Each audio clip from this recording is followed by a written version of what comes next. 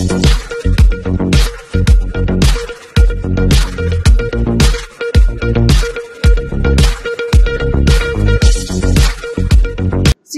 జిల్లా చిన్నకోడూరు మండల పరిధి రామునిపట్నం రాజీవ్ రహదారిపై సీఎం రేవంత్ రెడ్డి నినాదాలతో బీఆర్ఎస్ పార్టీ నాయకులు ధర్నా నిర్వహించారు. ఈ సందర్భంగా బీఆర్ఎస్ పార్టీ మండల అధ్యక్షులు కామని శ్రీనివాస్ మాట్లాడుతూ ప్రజాపాలన పేరు పెట్టి రైతులను మోసం చేస్తున్న కాంగ్రెస్ ప్రభుత్వం రైతులకు వెంటనే రుణమాఫీ చేయాలి, లేని పక్షాన రైతులతో కలిసి ఆందోళన కార్యక్రమాలు చేపడతామని అన్నారు.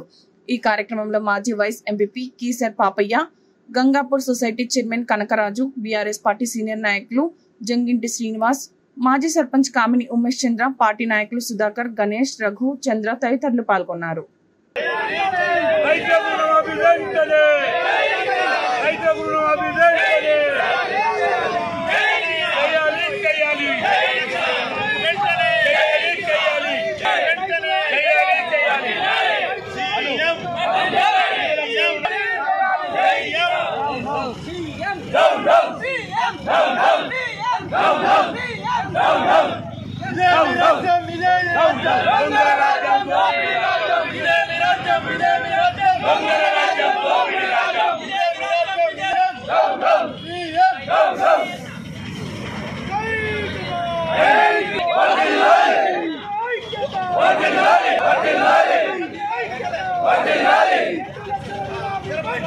Hey!